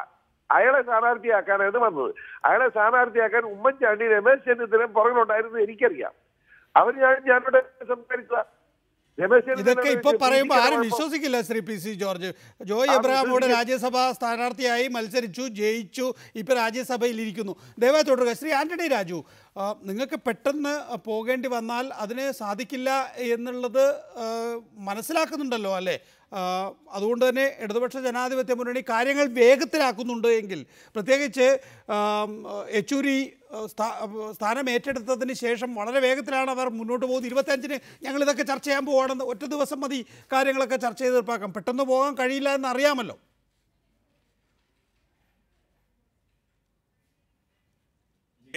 ഞങ്ങൾക്ക് പോകേണ്ടി വന്നാലെന്ന് പറഞ്ഞത് എന്താന്ന് ഏത് അർത്ഥത്തിലാണെന്ന് എനിക്ക് മനസ്സിലായില്ല. ഞങ്ങളങ്ങനെ പോകുന്നതിനെ കുറിച്ച് ഇവിടെ ഒരു ചർച്ച ഉണ്ടായില്ലല്ലോ. ഞങ്ങളെ സംബന്ധിച്ച് ഇവിടെ നേരത്തെ നികേഷ് പറഞ്ഞു, അതുപോലെ തന്നെ അഡ്വക്കേറ്റ് ജയശങ്കർ പറഞ്ഞു, ആന്റണി രാജു ഇപ്പോഴാണ് ഈ കാര്യങ്ങളൊക്കെ പറഞ്ഞു. ഞങ്ങളിത് നേരത്തെ പറഞ്ഞിട്ടുണ്ട്. ശ്രീ നികേഷെങ്കിലും ഓർമ്മിക്കും, കഴിഞ്ഞ പാർലമെന്റ് തിരഞ്ഞെടുപ്പിനോടനുബന്ധിച്ച് ഇടുക്കി സീറ്റാണ് കേരള രാഷ്ട്രീയത്തിൽ ഏറ്റവും വിവാദമുണ്ടായ സീറ്റ്. ഇടുക്കി സീറ്റാണ്. ഇടുക്കി സീറ്റിനെ കുറിച്ചാണ് ഏറ്റവും ഒടുവിൽ തീരുമാനം എടുക്കേണ്ടി വന്നത്. അതിലന്ന് ഞങ്ങളെടുത്ത കടുത്ത അഭിപ്രായ പ്രകടനങ്ങളും നിലപാടും തന്നെയാണ് ഇടുക്കി സീറ്റിന്റെ കഴിഞ്ഞ പാർലമെന്റ് തെരഞ്ഞെടുപ്പിൽ കേരളത്തിൽ ഇടുക്കി സീറ്റിനെ ഏറ്റവും പ്രക്ഷുബ്ധമായൊരു സീറ്റാക്കി മാറ്റി കേരള രാഷ്ട്രീയത്തിലാകെ ചർച്ച ചെയ്യപ്പെട്ടത്. ഞങ്ങൾ ഈ കാര്യങ്ങൾ ഈ സമയത്ത് ഉന്നയിച്ചതല്ല. ഇത് ഞങ്ങൾ ഓരോ സന്ദർഭത്തിലും ഞങ്ങളുടെ ആക്ഷേപങ്ങൾ, പരാതികളും പരിഭവങ്ങളും ഞങ്ങൾ ഉന്നയിച്ചിട്ടുണ്ട്. പക്ഷേ ഇപ്പോൾ ഇത് ജനതാദൾ ഉന്നയിച്ചപ്പോൾ കഴിഞ്ഞ എത്രയോ വർഷമായി അവർ നേരിട്ടുകൊണ്ട് വന്നിരുന്ന ഈ പരിഭവങ്ങളെല്ലാം കൂടെ ഒരു ദിവസം ഉന്നയിച്ചപ്പോൾ തന്നെ മുഖ്യമന്ത്രി, KPCC പ്രസിഡന്റ് എല്ലാവരും പ്രശ്നം പരിഹരിക്കാനായി ഓടിയെത്തുന്നു. അപ്പോൾ ഇങ്ങനെ ഉന്നയിച്ചാൽ മാത്രമേ ആ പ്രശ്നങ്ങൾക്ക് പരിഹാരം ഉണ്ടാവൂ എന്നുള്ളതാണെങ്കിൽ ഇന്നും പല ഘടകകക്ഷികൾക്ക് ഈ കാര്യങ്ങൾ തുറന്നു പറയേണ്ട ഒരു അവസ്ഥയിലേക്ക് കാര്യങ്ങൾ കൊണ്ട് എത്തിച്ചത് ഞങ്ങളല്ല. ഒരു വെളിപ്പെടുത്തൽ കൂടി ശ്രീ PC ജോർജ് നടത്തി. ഞങ്ങൾക്ക് പാർലമെന്റ് തെരഞ്ഞെടുപ്പ് വന്നപ്പോൾ ഒരു സീറ്റ് മതി എന്ന് PC ജോർജാണ് ആദ്യം പറഞ്ഞത്. അത് മാണി സാർ പറയിച്ചതാണ് എന്നാണ് പറയുന്നത്. നിങ്ങളുടെ ഫ്രാൻസിസ് ജോർജ് ശരിയായിരുന്നു. ശ്രീ ആന്റണി രാജു, താങ്കൾ പറയുന്നത് പോലെ UPAക്ക് ഒരു MP കൂടി കിട്ടിയേനെ. നിങ്ങളൊക്കെ ചർച്ചയിൽ വന്ന് ആവർത്തിച്ച് കോൺഗ്രസ്സുകാരോട് പറയുന്നുണ്ടായിരുന്നു, നിങ്ങൾ മത്സരിച്ചാൽ ജയിക്കില്ല, ഞങ്ങൾ മത്സരിച്ചാൽ ജയിക്കും, പള്ളിയും പട്ടക്കാരും ഒക്കെ ഞങ്ങളുടെ കൂടെയാണ്, UPAക്ക് ഒരംഗത്തെ കൂടുതൽ കിട്ടുന്നതിൻ്റെ കാര്യമാണ് എന്ന് ആവർത്തിച്ച് പറഞ്ഞിട്ടും കോൺഗ്രസ് ചെവിക്കൊണ്ടില്ല. ഇവിടെ ശ്രീ MP വീരേന്ദ്രകുമാർ പറഞ്ഞത് ഞങ്ങൾക്ക് വടകര ചോദിച്ചപ്പോൾ അത് സിറ്റിംഗ് സീറ്റാണ് എന്ന് പറഞ്ഞു. ഇലക്ഷൻ്റെ തലേ ദിവസം വന്ന RSPക്ക് സിറ്റിംഗ് സീറ്റായ കൊല്ലം കൊടുത്തു എന്ന്. വടകരയും കൊല്ലവും തമ്മിലൊരു വ്യത്യാസമുണ്ട്. വടകര വീണ്ടും ജയിക്കാൻ സാധ്യതയുള്ള സീറ്റായിട്ടാണ് കോൺഗ്രസ് കാണുന്നത്. കൊല്ലം RSPക്ക് കൊടുത്തത്, പ്രേമേന്ദ്രന് കൊടുത്തത് അവിടെ ജയിക്കില്ല കോൺഗ്രസ് സ്ഥാനാർത്ഥി എന്നതിൻ്റെ അടിസ്ഥാനത്തിലായിരുന്നു അത് RSPക്ക് കൊടുത്തത്. അതേപോലെ വീരേന്ദ്രകുമാറിൻ്റെ കേസിനേക്കാൾ നല്ല കേസായിരുന്നു നിങ്ങളുടേത്. അതേപോലെ ഇടുക്കിയും ജയിക്കില്ല എന്ന് എല്ലാ കോൺഗ്രസ്സുകാർക്കും അറിയാമായിരുന്നു. പ്രത്യേകിച്ച് അവിടെ PT തോമസും സഭയും തമ്മിൽ വലിയ തർക്കം നടക്കുന്നതിന്. എന്നിട്ടും നിങ്ങൾക്ക് തന്നില്ല. അവിടെയാണ് PC ജോർജ് പറഞ്ഞിടത്തേക്ക് താങ്കളെ കൂട്ടിക്കൊണ്ടുപോകുന്നത്. അതായത് മാണിക്ക് ഒരു സീറ്റ് മതി, അത് കോട്ടയത്ത് ജോസ് കെ മാണിക്ക് വേണ്ടി മാത്രമായിരുന്നു. നിങ്ങളുടെ സീറ്റ് മുടക്കാൻ വേണ്ടി ജോർജിനെ മാണി പറഞ്ഞയച്ചതായിരുന്നു എന്നാണ് വെളിപ്പെടുത്തൽ. അങ്ങനെയാണെങ്കിൽ ശ്രീ PC ജോർജ് ഈ സമൂഹത്തെ വഞ്ചിക്കുകയല്ല അദ്ദേഹം ചെയ്യുന്നത് ഇപ്പോൾ. കാരണം KM മാണി പറഞ്ഞ അനുസരിച്ചാണ് ഞാനെന്ന് പറഞ്ഞതെന്ന് പറഞ്ഞാൽ പാർട്ടി എടുത്ത തീരുമാനത്തിന് വിരുദ്ധമായിട്ടാണ് അദ്ദേഹം പറഞ്ഞത്. അപ്പോൾ ശ്രീ PC ജോർജ് മാണി സാർ പറയുന്നതിനനുസരിച്ച് ഇങ്ങനെ പാർട്ടിക്കെതിരായിട്ടുള്ള അഭിപ്രായ പ്രകടനങ്ങൾ അദ്ദേഹം പ്രകടിപ്പിക്കുകയായിരുന്നോ? പക്ഷെ അത് അദ്ദേഹം ഇപ്പോൾ അത് പറയുന്നത് ശരിയല്ല. കാരണം അദ്ദേഹം ഇതുവരെ അപ്പോൾ പറഞ്ഞിരുന്നതെല്ലാം അദ്ദേഹം വിഴുങ്ങുകയാണ്. കാരണം മാണി സാർ പറഞ്ഞതുകൊണ്ട് പറഞ്ഞാൽ എന്ത് തെറ്റും അല്ലെങ്കിൽ എന്ത് പാർട്ടി വിരുദ്ധ നിലപാടും സ്വീകരിക്കുമെന്നാണോ PC ജോർജ് പറയുന്നത്? കാരണം PC ജോർജ് ഇരുന്ന കമ്മിറ്റിയിൽ തന്നെയാണ്, ഞാൻ ഉൾപ്പെടുന്ന കമ്മിറ്റി തന്നെയാണ് തീരുമാനിച്ചത് 2 സീറ്റുകൾ ചോദിക്കണം, 2 സീറ്റുകളിൽ കേരള കോൺഗ്രസ് പാർട്ടി മത്സരിക്കണം. അങ്ങനെ നിലപാടെടുത്തതിന് ശേഷം മാണി സാർ പറഞ്ഞതിൻ്റെ പേരിൽ ഞാൻ പരസ്യമായി 1 സീറ്റിന് വേണ്ടി മതിയെന്ന് പറഞ്ഞു എന്ന് പറയുകയാണെങ്കിൽ അദ്ദേഹത്തിന്റെ നിലപാട് ജനങ്ങൾ എങ്ങനെ വിശ്വസിക്കും? മാണി സാർ പറയുന്നതിനനുസരിച്ച് കടലിൽ ചാടാൻ പറഞ്ഞാൽ അദ്ദേഹം ചാടുമോ? മറുപടി പറയാൻ എനിക്ക് ജയശങ്കറിലേക്ക് പോകേണ്ടതുണ്ട്. ഇപ്പോൾ പറയുന്നതിനകത്ത് യാതൊരു ന്യായവുമില്ല. അത് പറയുന്നത് ആന്റണിയായിട്ട് അറിയാമല്ലോ, ഞാൻ KM മാണി പറഞ്ഞിട്ടാ പറഞ്ഞതെന്ന്. ആന്റണിയായിട്ട് മനസാക്ഷിക്ക് അറിയാമല്ലോ. ആന്റണിയായി എന്തിനൊക്കെയാണ് മനസാക്ഷി വിരുദ്ധമായിട്ട് പത്രത്തിൽ ചാനലിൽ പറയുന്നത്? എല്ലാവർക്കും അറിയാവുന്ന കാര്യമാണ്. ചെങ്ങന്നൂർക്കാരനെ MP ആക്കാനെ മാണി ശ്രമിച്ചെന്ന് ആർക്കറിയത്തില്ലാത്തത്. ഞാൻ ഒന്ന് മതിയെന്ന് പറഞ്ഞ കൂട്ടത്തിൽ എന്റെ നാട്ടുകാരനായി ജോയി എബ്രഹാം കൂടെ ഇതിനോട് കൊടുത്തു. അവിടെ ജോയി എബ്രഹാം MP ആയില്ല. ജോയി എബ്രഹാം ഇപ്പൊ വെറും സഞ്ജിൻ ചോദിച്ചോണ്ട് നടന്നോണ്ടേനെ. നന്ദി ആക്കിയില്ല എന്നുള്ള വേറെ കാര്യം. അതുകൂടെ അറിഞ്ഞിരിക്കാൻ വേണ്ടി പറയുന്നതേ ഉള്ളൂ. ശരി, അതെടുക്കട്ടെ. ഈ RSP മുന്നണി മാറ്റത്തിനില്ല. അവരെ സംബന്ധിച്ചിടത്തോളം ഈ പറയുന്ന കൺവീനർ സ്ഥാനമുണ്ട്, മേഖലാ ജാഥയുടെ ക്യാപ്റ്റനാണ്, മന്ത്രിയുണ്ട്, വേണമെങ്കിൽ ഡെപ്യൂട്ടി സ്പീക്കർ സ്ഥാനം കൊടുക്കും. പിന്നെ ചവിട്ടും കുത്തുമില്ല LDFലെ പോലെ. അപ്പോൾ ഈ JDU RSP നമ്മൾ കൂട്ടിയിണക്കി പറയേണ്ട കാര്യമില്ല. ഇല്ല, JDUവിനേക്കാളും മുമ്പ് ഇടതുമുന്നണിയിലേക്ക് പോകേണ്ട പാർട്ടി RSP ആണ്. കാരണം RSP ഒരു ഇടതുപക്ഷ പാർട്ടിയാണ്. മാർക്സിസം ലെനിനിസം അടിസ്ഥാന തത്വമായിട്ട് പ്രവർത്തിക്കുന്ന ഒരു പാർട്ടിക്ക് എങ്ങനെ UDFൽ നിൽക്കാൻ പറ്റും? അല്ലെങ്കിൽ പിന്നെ CP ജോൺ നിൽക്കുന്ന പോലെ വൈരുദ്ധ്യാധിഷ്ഠിത ഭൗതികവാദമായിട്ട് നിൽക്കേണ്ടി വരും. അത് ബുദ്ധിമുട്ടാണ്. RSP എന്ന് പറഞ്ഞ പാർട്ടി അടിസ്ഥാനപരമായിട്ട് ഇടതുപക്ഷ പാർട്ടിയാണ്. 1948 ആദ്യത്തെ തെരഞ്ഞെടുപ്പിൽ N ശ്രീകണ്ഠൻ നായർ പട്ടം നാടുവിളക്കെതിരായിട്ടും PT പുന്നൂസ് TM വർഗീസിനെതിരെ മത്സരിച്ച കാലത്ത് തുടങ്ങിയ ഒരു സ്നേഹബന്ധമാണിത്. അതങ്ങനെ ഒരു ദിവസം കൊണ്ട് പോകാൻ പറ്റില്ല. അഖിലേന്ത്യാ അടിസ്ഥാനത്തിൽ RSP, പശ്ചിമ ബംഗാളിൽ RSP അവിടെ നിൽക്കുന്നത് ഇടതു മുന്നണിയിലാണ്. അപ്പോൾ RSPയും കൂടെ വന്നേ മതിയാകൂ. പക്ഷേ സംസ്ഥാന ദേശീയ നേതൃത്വങ്ങൾ ഉറച്ചു നിൽക്കുകയാണ്. മാത്രമല്ല ഈ സൗകര്യങ്ങളൊക്കെ അവർക്ക് ഉണ്ട് ഇവിടെ. അല്ല, അവർക്ക് ഈ സൗകര്യങ്ങളൊക്കെ ഉണ്ട്. അതിലൊന്നും വലിയ അർത്ഥമൊന്നുമില്ല. ഇപ്പോൾ അസീസും കോവൂർ കുഞ്ഞുമോനൊന്നും അധികം നാളായിട്ട് നിൽക്കില്ല. മാത്രമല്ല ഇരവിപുരവും കുന്നത്തൂരും അടിസ്ഥാനപരമായിട്ട് ഇടതുപക്ഷ മണ്ഡലങ്ങളാണ്. ഈ കോവൂർ കുഞ്ഞുമോൻ ഇനി UDF സ്ഥാനാർത്ഥിയായിട്ട് കുന്നത്തൂരുമായി മത്സരിച്ച് ജയിക്കുന്നു തോന്നുന്നുണ്ടോ? വളരെ ബുദ്ധിമുട്ടാണ്. ബാലകൃഷ്ണ പിള്ള പറയുന്നത് RSP എന്ന പാർട്ടി അടുത്ത നിയമസഭയിൽ ഉണ്ടാകില്ല എന്നാണ്. അല്ല, RSP UDFൽ നിൽക്കുകയാണെങ്കിൽ ഷിബു ബേബി ജോൺ ഉണ്ടാവും. ചവറ മുതൽ നീണ്ടകര വരെ നീണ്ടെടുക്കുന്ന സാമ്രാജ്യത്തിൽ അദ്ദേഹം ഒരു സുൽത്താൻ തന്നെയാണ്. അദ്ദേഹം വിജയിക്കും. പക്ഷേ മറ്റ് 2 പേരുടെ കാര്യത്തിൽ യാതൊരു ഉറപ്പില്ല. UDFൽ നിന്ന് മത്സരിച്ചാൽ കോവൂർ കുഞ്ഞുമോനോ അസീസോ ഇനി അസംബ്ലി കാണുകയില്ല. അത് ഏറെക്കുറെ ഉറപ്പാണ്. മാത്രമല്ല ഇനി വരാൻ പോണ LDF ട്രെൻഡാണ്. ട്രെൻഡ് മാറുകയാണ്. ഇപ്പോൾ കേരളത്തിൽ ഒരു UDF ട്രെൻഡ് ഉണ്ടെന്ന് നമ്മുടെ സുഹൃത്ത് ആന്റണി രാജു പോലും പറയില്ല. കാരണം ഇല്ല, സത്യത്തിലില്ല. കാരണം അത്രയും സർക്കാർ പ്രതിരോധത്തിലായിരിക്കും. ഉമ്മൻചാണ്ടി എത്ര വലിയ ജനസമ്പർക്ക പരിപാടി നടത്തിയാലും ഇനി ആളുകൾ തിരിച്ചുകൊണ്ടുവരാൻ ബുദ്ധിമുട്ടാണ്. പക്ഷേ ആന്റണി രാജു, അങ്ങനെ UDFന്റെ ഇമേജ് നഷ്ടപ്പെട്ടിട്ടുണ്ടോ? കേരള രാഷ്ട്രീയത്തിൽ ട്രെൻഡ് മാറാൻ എത്ര സമയം വേണം? ഒരു വിഷയം മതിയല്ലോ ട്രെൻഡ് മാറാനൊക്കെ. നമ്മളൊക്കെ പല തെരഞ്ഞെടുപ്പിലും കണ്ടു, ഒരു സംഭവം മതിയല്ലോ കേരള രാഷ്ട്രീയത്തിന്റെ. തെരഞ്ഞെടുപ്പിന് തലേ ദിവസം ഉണ്ടാവുന്ന ഒരു സംഭവം മതിയല്ലോ കേരള രാഷ്ട്രീയത്തിൽ രാഷ്ട്രീയ ചിത്രം മുഴുവൻ മാറാൻ. അതുകൊണ്ട് നമ്മള് ഇന്നൊരു ട്രെൻഡ് ഉണ്ടായി, ഇതങ്ങ് നിലനിൽക്കും, ഇത് തന്നെയാണ് ശാശ്വതം. കാര്യത്തിൽ ശ്രീ ജയശങ്കർ പറഞ്ഞതിനോട് എനിക്ക് പൂർണ്ണമായ വിയോജിപ്പാണുള്ളത്. കാരണം RSP നീണ്ടകാലം ബേബി ജോൺ സാറിന്റെ നേതൃത്വത്തിൽ ഐക്യ ജനാധിപത്യ മുന്നണിയുടെ ഭാഗമായിരുന്നതാണ്. മാത്രമല്ല RSPക്ക് ഉടനെ എങ്ങും ഐക്യ ജനാധിപത്യ മുന്നണി വിട്ട് LDFിലേക്ക് പോകാൻ കഴിയില്ല. കാരണം അവര് ഏതാനും മാസങ്ങൾക്ക് മുമ്പാണ് ലോക്സഭാ തെരഞ്ഞെടുപ്പിൽ സീറ്റ് കിട്ടാത്തതിന്റെ പേരിൽ ആ മുന്നണി വിട്ട് ഐക്യ ജനാധിപത്യ മുന്നണിയിലേക്ക് വന്നത്. ആ ഒരു സൗകര്യം, ആ ഒരു സീറ്റും വിജയിച്ച് ഒരു 10 മാസം കഴിയുന്നതിന് മുമ്പേ ഉടനെ അപ്പുറത്തോട്ട് ഇടതുപക്ഷ മുന്നണിക്ക് പോകാന്ന് പറഞ്ഞു കഴിഞ്ഞാൽ ആ രാഷ്ട്രീയ പ്രസ്ഥാനത്തിന്റെ ക്രെഡിബിലിറ്റി പോയില്ലേ? ആന്റണി രാജു, ഞാൻ ചോദിച്ച ചോദ്യത്തിന് താങ്കൾ മറുപടി പറയുന്നില്ല. നേരത്തെ അഡ്വക്കേറ്റ് ജയശങ്കർ ചോദിച്ചത് UDFിനെതിരായ LDFിന് അനുകൂലമായ ട്രെൻഡ് കേരളത്തിൽ രൂപപ്പെട്ടിട്ടുണ്ട് എന്നാണ്. താങ്കളോട് ചോദിച്ചപ്പോൾ താങ്കൾ പറയുന്നു വേണമെങ്കിൽ ട്രെൻഡ് നാളെ മാറാമെന്നാണ്. ശരിയാണ്, നാളെയല്ല, ഇനി ഏത് ഘട്ടത്തിലും ട്രെൻഡ് മാറിക്കൊണ്ടിരിക്കാം. LDFിന് അനുകൂലമായോ UDFിന് അനുകൂലം. ഇന്നിപ്പോൾ ട്രെൻഡ് UDFിനെതിരാണോ?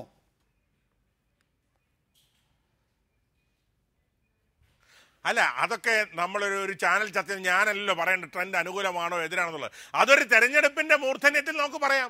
അല്ല, തെരഞ്ഞെടുപ്പിന് ഒരു വർഷം ബാക്കിയുണ്ട്. ഒരു വർഷം മുമ്പേ നമ്മൾ ട്രെൻഡ് ഇന്നത്തെ ട്രെൻഡ് എന്നാണ് നോക്കേണ്ട കാര്യമില്ല. കാരണം തെരഞ്ഞെടുപ്പ് വരട്ടെ, തെരഞ്ഞെടുപ്പ് ആസന്നമാകുമ്പോൾ നമുക്ക് ട്രെൻഡുകളെ കുറിച്ച് ചർച്ച ചെയ്യാം. ഇവിടെ വരാൻ പോകുന്നത് KM മാണിക്ക് കുറ്റപത്രം കൊടുക്കുന്നുണ്ടോ? ജനതാദൾ യുണൈറ്റഡ് സെപ്റ്റംബറാണ് അവർ മാക്സിമം പറഞ്ഞിരിക്കുന്നത്. സെപ്റ്റംബറിൽ മുന്നണി മാറുന്നുണ്ടോ? ഈ രണ്ട് കാര്യങ്ങളാണ് വരാനിരിക്കുന്ന സംഭവം. ഇതിൽ ഇപ്പം KM മാണിക്ക് കുറ്റപത്രം കൊടുക്കുന്നുണ്ടെങ്കിൽ, മാണി രാജിവെക്കുന്നില്ലെങ്കിൽ ഇതേ ജോസഫ് ഗ്രൂപ്പുകാർ തന്നെ മാണിക്കെതിരെ നിലപാടെടുക്കും. അവരുടെ സ്വതന്ത്രമായ രീതിയിൽ നീങ്ങും. ഇനി അഥവാ ജനതാദൾ യുണൈറ്റഡ് പോവുകയാണെങ്കിൽ ബാക്കിയുള്ള ഘടകകക്ഷികളും എന്നാൽ പിന്നെ ഇത് മുങ്ങുന്ന കപ്പലാണെന്ന് തോന്നി മറുകണ്ഠം ചാടും എന്നുള്ളതും എല്ലാവർക്കും അറിയാം. അപ്പോൾ ആ നിലയിൽ ഈ രണ്ട് സംഭവങ്ങളാണോ ഇനി നോക്കി നിൽക്കേണ്ടത്? അല്ല, പ്രധാനമായിട്ട് ഉണ്ടാകുമ്പോൾ ഒന്ന് അരുവിക്കരയിലെ ഉപതെരഞ്ഞെടുപ്പ്. അതൊരു ജനഹിത പരിശോധനയായിരിക്കും. കാരണം തെരഞ്ഞെടുപ്പിൻ്റെ തൊട്ട് ഒരു കൊല്ലം മുമ്പ് UDFിൻ്റെ കയ്യിലിരുന്നൊരു സീറ്റ് അവിടെ ഉപതെരഞ്ഞെടുപ്പ് നടക്കുന്നു. അവിടെ UDFിന് വലിയ പരാജയം സംഭവിക്കുകയാണെങ്കിൽ അത് ഒരു പോയിൻ്റർ ആയിട്ട് എടുക്കാവുന്നതാണ് ഒരു കാര്യം. രണ്ടാമത്തേത് ഈ പറഞ്ഞ പോലെ KM മാണിയുടെ കുറ്റപത്രവും വീരേന്ദ്രകുമാറിൻ്റെ നിലപാടും. വീരേന്ദ്രകുമാറിന് പക്ഷേ അങ്ങോട്ട് ചെല്ലുന്നതിൻ്റെ പ്രയാസം പിണറായി വിജയൻ മറുഭാഗത്തുണ്ടെന്നുള്ളത്. ഇതിൽ യഥാർത്ഥത്തിൽ ജനതാദൾ യുണൈറ്റഡ് എന്ന് പറഞ്ഞാൽ പഴയ വീരേന്ദ്ര ജനത പോയതിൻ്റെ കാരണം എന്താ? വീരേന്ദ്രകുമാറും പിണറായി വിജയൻ തമ്മിലുള്ള പേഴ്സണൽ സ്പൈറ്റാണ്, വ്യക്തിപരമായ സ്പർദ്ധ. അതവർ പരിഹരിച്ചാൽ പിന്നെ ഒരു പ്രശ്നമില്ല. അവർക്ക് ഏത് സെക്കൻഡിലൂടെ ഇങ്ങോട്ട് തിരിച്ചു വരാം. അല്ലാണ്ട് താത്വികമോ ദാർശനികമായ പ്രശ്നം കൊണ്ടല്ലല്ലോ അവർ പോയത്. വീരേന്ദ്രകുമാറിന് കോഴിക്കോട് സീറ്റ് കൊടുക്കാൻ ചെയ്തുകൊണ്ടാണ്. പിണറായി വിജയൻ അദ്ദേഹത്തിന് ഇഷ്ടമല്ലാത്തതുകൊണ്ടാണ്. ഇഷ്ടമല്ലാതല്ല കാരണം എന്താണ്?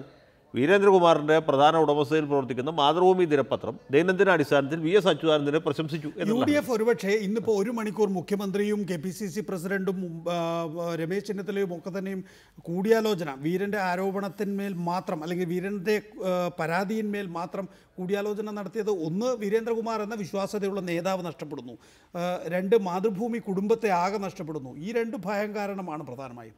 അല്ല, ഇനിയിപ്പോൾ എന്തുണ്ടായിട്ടും വലിയ പ്രയോജനമൊന്നുമില്ല. ഉമ്മൻചാണ്ടിയെ സംബന്ധിച്ചിടത്തോളം ഇത് വരുന്ന 2016 മെയ് മാസം വരെ തള്ളിക്കൊണ്ടു പോകാന്നുള്ളതിൽ അതിനേക്കാൾ വലിയ ആഗ്രഹമൊന്നും അദ്ദേഹത്തിനുണ്ടെന്ന് ഞാൻ വിചാരിക്കുന്നില്ല. ഇന്നത്തെ നിലയ്ക്ക് വലിയ ആഗ്രഹങ്ങൾ വച്ചു പുലർത്താതിരിക്കുന്നതാണ് എല്ലാവർക്കും ലാഭവും നല്ലതും.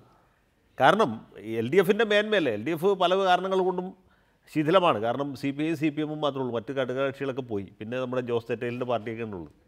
അതിനൊന്നും വെച്ചിട്ട് ഒരു കാര്യമില്ല. അതൊക്കെ ഉള്ളതും ഇല്ലാതെ തമ്മിൽ വ്യത്യാസമില്ല. ജനമുള്ളത് വീരൻ്റെ കൂടെ തന്നെയാണ്. അത് പോട്ടെ, RSP പോയി. RSP പോയത് കൊല്ലത്തൊക്കെ ചെറിയ തോതിൽ ക്ഷീണം ചെയ്യും. RSP വലിയ പാർട്ടിയൊന്നും അല്ലെങ്കിൽ അതിന് കുറച്ച് പ്രവർത്തകരുണ്ടാവും. ഉള്ള പ്രവർത്തകർ ഉന്മേഷഭരിതരായിട്ട് പ്രവർത്തിക്കുന്നവരാണ്. LDFിൻ്റെ ഗുണം കൊണ്ടല്ല. ഇപ്പോൾ സത്യത്തിൽ UDFിൻ്റെ കോട്ടം, UDFിനെതിരായിട്ടുള്ള അഴിമതി ആരോപണവും ഉമ്മൻചാണ്ടി തന്നെ വളരെ ഡിഫൻസിലായി. പിന്നെ സരിതയുടെ കത്ത് വന്നതിനെ തുടർന്നുള്ള വളരെ ജനങ്ങളുടെ ഇടയിലുള്ള ഒരു വലിയ അവജ്ഞ. ഞാൻ അതാണ് പറഞ്ഞത്. അല്ലാണ്ട് ഇപ്പോൾ LDFിൻ്റെ മേന്മ കൊണ്ട് LDF ജയിക്കുന്നല്ല പറഞ്ഞു. എന്തുകൊണ്ടാണ് നിങ്ങളെപ്പോലെ തിരുവനന്തപുരത്തെ പ്രബലമായ ഒരു സമുദായത്തിൻ്റെ വക്താക്കൾ ഇപ്പോൾ UDFിന് എതിരെ വരുന്നത്? വെറും PC ജോർജ് എന്ന നിങ്ങളുടെ ഒരു അഭിനിവേശം മാത്രമാണോ അതിന് കാരണം? അല്ല, അരുവിക്കര ഇലക്ഷനെ സംബന്ധിച്ചിടത്തോളം ഞങ്ങൾ പ്രത്യേകിച്ച് രംഗത്ത് വരാനുള്ള കാരണം തന്നെ അവിടെ ഭൂരിപക്ഷം നാടാർ സമുദായമാണ്. ഈ UDF ഗവൺമെൻറ്റും നാടാർ സമുദായത്തിൻ്റെ വിഷയങ്ങൾ പരിഹരിച്ചിട്ടില്ല. PC ജോർജ് അദ്ദേഹം തന്നെ നമ്മുടെ കഴിഞ്ഞ സെൽവരാജിൻ്റെ ഇലക്ഷൻ സമയത്ത് ഒരു നീണ്ട കത്ത് നമുക്ക് എഴുതി തന്നിട്ടുണ്ട്. 10-15 കാര്യങ്ങൾ അതിൽ പറഞ്ഞിട്ടുണ്ട്. അത് ഇന്നും പരിഹരിക്കപ്പെടാതെ കിടക്കുകയാണ്. അത്തരത്തിലുള്ള വിഷയങ്ങളും ഈ സമൂഹത്തിൽ നമുക്ക് മുന്നിൽ കൊണ്ടുവരേണ്ടതുണ്ട്. ഒപ്പം കേരളം മുഴുവൻ നാറുന്ന രീതിയിലുള്ള ഭരണകർത്താക്കളുടെ അഴിമതി പുറത്തു കൊണ്ടുവരേണ്ടത് ഒരു സംഘടന എന്ന നിലയിൽ, വൈകുണ്ഠസ്വാമിയുടെ പേരിൽ പ്രവർത്തിക്കുന്ന സംഘടന എന്ന നിലയിൽ അതൊരു കർത്തവ്യമായിട്ടാണ് നാം കാണുന്നത്. തുടരുക. ശ്രീ ഷെയ്ഖ് പി ഹാരിസ്, ഇന്നത്തെ നിലയിൽ യു ഡി എഫിൽ നിന്ന് നിങ്ങൾക്കുണ്ടായിട്ടുള്ള നിങ്ങളെ അവർ അവഗണിച്ചു എന്ന നിങ്ങളുടെ ആ ഫീലിംഗ്, അതിന് ഇന്നിപ്പോൾ 1 മണിക്കൂർ ചർച്ച നടത്തിയല്ലോ നേരത്തെ പറഞ്ഞതുപോലെ, എന്ത് പരിഹാരമാണ് നിങ്ങൾ ആഗ്രഹിക്കുന്നത്? ശ്രീ ഷെയ്ഖ് പി ഹാരിസ് കേൾക്കാമോ? ഹലോ, പറഞ്ഞോളൂ. എന്ത് പരിഹാരമാണ് യു ഡി എഫിൽ നിന്ന് നിങ്ങൾ ആഗ്രഹിക്കുന്നത്? അല്ല, യു ഡി എഫിലെ ഒരു ഘടകകക്ഷി എന്ന നിലയിൽ മാന്യമായി ഞങ്ങൾ ഉന്നയിച്ച പ്രശ്നം കാണുന്നതിന് വേണ്ടി കോൺഗ്രസ് മുൻകൈ എടുക്കണം. നിങ്ങൾ കുറേ പരാതികൾ ഉന്നയിക്കുക, അതിൽ ഏതാണ് പ്രധാനം, ഏതിനാണ് പരിഹാരം വേണ്ടത് എന്ന് സംബന്ധിച്ചൊക്കെ ഒരു വ്യക്തത കൊടുത്തിരുന്നുവെങ്കിൽ യു ഡി എഫ് ഇപ്പോൾ തയ്യാറാണ് ആ പ്രശ്നങ്ങൾക്ക് പരിഹാരം നൽകാൻ. ഇല്ല, അത് കോൺഗ്രസ് അത് ചർച്ചയ്ക്ക് തയ്യാറാണെന്ന് അറിയിച്ചിട്ടുണ്ട്. കോൺഗ്രസിന്റെ നേതാക്കന്മാർ ചർച്ചയ്ക്ക് വരുമ്പോൾ പ്രയോറിറ്റി അനുസരിച്ച് ഞങ്ങൾ പറയുന്നതാണ്. കഴിഞ്ഞ ഘടകകക്ഷിയായി വന്ന അന്ന് മുതൽ നടന്നിട്ടുള്ള എല്ലാ തെരഞ്ഞെടുപ്പിലും ഞങ്ങൾക്ക് വ്യക്തമായ അനുഭവങ്ങളാണല്ലോ ഉണ്ടായിരിക്കുന്നത്. നിയമസഭാ തെരഞ്ഞെടുപ്പിൽ, പഞ്ചായത്ത് തെരഞ്ഞെടുപ്പിൽ, ആ തെരഞ്ഞെടുപ്പുകളെല്ലാം വരാൻ പോവുകയാണല്ലോ. അപ്പോൾ പഴയ അനുഭവം ഉണ്ടാകാതിരിക്കുന്നതിന് വേണ്ടിയുള്ള പരിഹാരങ്ങൾ കാണണം. എം പി വീരേന്ദ്രകുമാറിൻ്റെ സമയം നോക്കി ആ ചർച്ച സംഘടിപ്പിക്കുമെന്നാണ് ഇന്നിപ്പോൾ KPCC പ്രസിഡന്റ് പോലും പറഞ്ഞിരിക്കുന്നത്. വലിയ സൗഹാർദ്ദപരമായ അന്തരീക്ഷമാണ് നിങ്ങൾക്ക് യു ഡി എഫിൽ നിന്ന് കിട്ടിക്കൊണ്ടിരിക്കുന്നത്. സാധാരണഗതിയിൽ നിങ്ങളുടെ പ്രശ്നവുമായി AKG സെൻറ്ററിൽ പോയാൽ അവിടെ നിന്ന് ഏത് തരത്തിലുള്ള പ്രതികരണമാണ് ഉണ്ടാവുക എന്നറിയാമല്ലോ. അതിൽ നിന്ന് വ്യത്യസ്തമാണ് ഇന്ദിരാഭവനിൽ നിന്നുള്ള പ്രതികരണങ്ങൾ. തീർച്ചയായിട്ടും അതനുസരിച്ച് തന്നെ പരിഹാരം കാണുമെന്ന് തന്നെയാണ് ഞങ്ങൾ പ്രതീക്ഷിക്കുന്നത്. ഞാൻ മനസ്സിലാക്കിയത് 24-ാം തീയതി കോഴിക്കോട് വെച്ച് വീരേന്ദ്രകുമാറും VM സുധീരനും തമ്മിൽ സംസാരിക്കുമെന്നാണ് മനസ്സിലാക്കിയിരിക്കുന്നത്. ആ ചർച്ചയിൽ എന്തെങ്കിലും ഉരുത്തിരിഞ്ഞ് വരുമെന്ന് പ്രതീക്ഷിക്കുകയാണ്. ശരി, ആയിക്കോട്ടെ, നമുക്ക് ആ തരത്തിൽ തന്നെ പ്രതീക്ഷിക്കാം. ഈ സർക്കാരിനെ വീഴ്ത്തിക്കൊണ്ട് അവസാനമായി ശ്രീ ഷെയ്ഖ് പി ഹാരിസ്, ഈ സർക്കാരിനെ വീഴ്ത്തിക്കൊണ്ട് നിങ്ങൾക്ക് മുന്നണി മാറാൻ കഴിയുമോ? ശരിയാണ്, വീരേന്ദ്രകുമാറിനോ അല്ലെങ്കിൽ ജനതാദൾ യുണൈറ്റഡിനോ LDFിലേക്ക് പോകണം. കഴിഞ്ഞ 5 വർഷമായി ഞങ്ങൾ നയപരമായി പോലും UDFിൽ ശ്വാസം മുട്ടി നിൽക്കുകയാണെന്നൊക്കെ നിങ്ങൾ പറയാതെ പറയുന്നതായി അനുഭവപ്പെടുന്നുണ്ട്. പക്ഷേ നിങ്ങൾക്ക് ഈ സർക്കാരിനെ വീഴ്ത്തി LDFിലേക്ക് പോകാൻ കഴിയുമോ? കാരണം ബീഹാറിൽ കോൺഗ്രസിൻ്റെ പിന്തുണയോടുകൂടിയാണ്, ദേശീയ തലത്തിൽ കോൺഗ്രസുമായി നല്ല രീതിയിൽ സഹവർത്തിത്വത്തിലാണ് ജനതാ പരിവാർ. അങ്ങനെ ഇരിക്കെ കോൺഗ്രസിൻ്റെ ഒരു സംസ്ഥാനത്തെ സർക്കാരിനെ വീഴ്ത്തിക്കൊണ്ട് നിങ്ങൾ LDFിലേക്ക് പോയിക്കോളൂ എന്ന് ശരദ് യാദവോ അല്ലെങ്കിൽ മുലായം സിംഗ് യാദവോ ഇവിടുത്തെ നേതൃത്വത്തെ ഉപദേശിക്കുമോ? ഇല്ല, അതൊന്നും ഇപ്പം പറയാൻ സാധിക്കില്ലല്ലോ നികേഷ്. അത് ജനതാ പരിവാറിന്റെ ലയനം പൂർത്തീകരിക്കുമ്പോൾ കേരളത്തിന്റെ രാഷ്ട്രീയവും ദേശീയ രാഷ്ട്രീയവും എല്ലാം കൂടെ ചർച്ച ചെയ്ത് തീരുമാനിക്കേണ്ട വിഷയമാണ്. എങ്കിലും ഞങ്ങൾ ഒരു ഗവൺമെന്റിനെ അട്ടിമറിച്ചുകൊണ്ട് മറുഭാഗത്തേക്ക് പോകാനൊന്നും ആലോചിച്ചിട്ട് പോലുമില്ല. കാരണം 2 MLA-മാരാണ് ജനതാദൾ യുവിനുള്ളത്. അത് UDFിന്റെ സ്ഥാനാർത്ഥി എന്ന നിലയിൽ ജനങ്ങൾ നൽകിയ മാൻഡേറ്റ് ആണ്. ഞങ്ങൾ UDFിൽ തന്നെ അതിന്റെ കാലാവധി തീരുന്നത് വരെ UDFിൽ ഒരു വിശ്വസ്ത കക്ഷി എന്ന നിലയിൽ നിൽക്കുക തന്നെ ചെയ്യും. ശരിയാണ്. ഇവിടെ 2 പ്രശ്നങ്ങളാണ് ജനതാദൾ യുണൈറ്റഡ് അഭിമുഖീകരിക്കുന്നത്. ഒന്ന്, KP മോഹൻ ഇപ്പോൾ മുന്നണി ചാടാൻ തയ്യാറല്ല. 2, നേരത്തെ പറഞ്ഞ പ്രശ്നം, അതായത് ബീഹാറിലടക്കം ഒന്നിച്ച് ഭരിക്കുമ്പോൾ ദേശീയ തലത്തിൽ പാർലമെൻറ്റിൽ പോലും ഫ്ലോർ അറേഞ്ച്മെൻ്റ് ഉള്ളപ്പോൾ നിങ്ങൾ കേരളത്തിലെ സർക്കാരിനെ അട്ടിമറിച്ചിട്ട് വന്നോളൂ എന്ന് ശരദ് യാദവും മുലായം സിംഗ് യാദവും പറയില്ല. അല്ല, അതൊക്കെ കാത്തിരുന്ന് കണ്ട കാര്യങ്ങളാണ്. ശരദ് യാദവിനും മുലായം സിംഗ് യാദവിനും ഒന്നും കേരളത്തിലെ സർക്കാർ നിലനിന്നാണെന്ന് ഒരു നിർബന്ധവുമില്ല. മാത്രമല്ല, കോൺഗ്രസ് പാർട്ടിയെ ശക്തിപ്പെടുത്താവുന്ന അവർ കരാറൊന്നും എടുത്തിട്ടില്ല. അവർ ഉദ്ദേശിക്കുന്ന അല്ലെ അവർ ആഗ്രഹിക്കുന്നത് കോൺഗ്രസ് അല്ലാത്ത നോൺ കോൺഗ്രസ് ആൻറ്റി BJP ബദൽ ഉയർത്തിക്കൊണ്ടുവരാനാണ്. അവർ സോഷ്യലിസ്റ്റുകാരാണല്ലോ. ക്രൂഷ്യലാണ്. ബീഹാറിൽ അതൊന്നും വലിയ കാര്യമുള്ള കോൺഗ്രസിൻ്റെ വോട്ടിനേക്കാൾ കൂടുതൽ CPIക്കും CPMനും ഒക്കെ ജനസ്വാധീനം ഇന്നും ഉണ്ട് ബീഹാറിൽ. കോൺഗ്രസ്സൊക്കെ ഒരു സ്പെൻഡ് ഫോഴ്സാണ്. ഒരു സമുദായത്തിൻ്റെ പിന്തുണയില്ലാത്തൊരു പാർട്ടിയാണ് ഇന്നിപ്പോൾ ബീഹാറിൽ. ഉത്തർപ്രദേശിലൊക്കെ കോൺഗ്രസ് പറഞ്ഞ സംഗതിയില്ല. അത് നമ്മൾ അന്വേഷിച്ച് പോകേണ്ടി വരും. അങ്ങനത്തെ ഒരു അവസ്ഥയിലാണ്. കാരണം ഈ ജാതീയ സമവാക്യങ്ങളാകെ തെറ്റി. കോൺഗ്രസിന് അടിസ്ഥാനപരമായിട്ട് പിന്തുണ കൊടുത്തിരുന്ന 3 സമുദായങ്ങളാണ്. ഒന്ന് ബ്രാഹ്മൺ, മറ്റത് മുസ്ലിം, 3 പട്ടികജാതി. ഇതിലെന്ത് സംഭവിച്ചു? ഈ ബ്രാഹ്മണ സമുദായം മുന്നോക്ക സമുദായ ഐക്യമുണ്ടാക്കി BJPയിലേക്ക് പോയി. മുസ്ലിങ്ങൾ യാദവന്മാരുടെ കൂടെ ചേർന്ന് മുലായം സിംഗിൻ്റെ കൂടെ ചേർന്നു. പട്ടികജാതിക്കാർ നമുക്കറിയാവുന്ന പോലെ ബഹുജൻ സമാജിലേക്ക് പോയി. ബീഹാറിലാണെങ്കിൽ ആ വിഭാഗത്തിൽപ്പെട്ട ആളുകൾ രാംവിലാസ് പാസ്വാൻ്റെ കൂടെ നിൽക്കുന്നു. മറ്റെല്ലാ കാര്യങ്ങളും തുല്യമാണ്. മുസ്ലിം യാദവ കോമ്പിനേഷൻ ഇപ്പോൾ കുർമികൾ കൂടി വന്നപ്പോൾ കോൺഗ്രസിനെ ആ തരത്തിൽ പരിഗണിക്കില്ല എന്നാണ് താങ്കളുടെ കാഴ്ച. കോൺഗ്രസിന് ഇപ്പോൾ ഒരു പരിഗണന കിട്ടാൻ ഒരു സാധ്യതയില്ല. വളരെ നന്ദി ഈ വിഷയത്തിൽ സംസാരിച്ചതിന് Shri Antony Raju, Vishnupuram Chandrasekharan, advocate Jayashankar, Sheikh P Haris, P C George, A T S അവരിൽ ഇടപെട്ടതിന്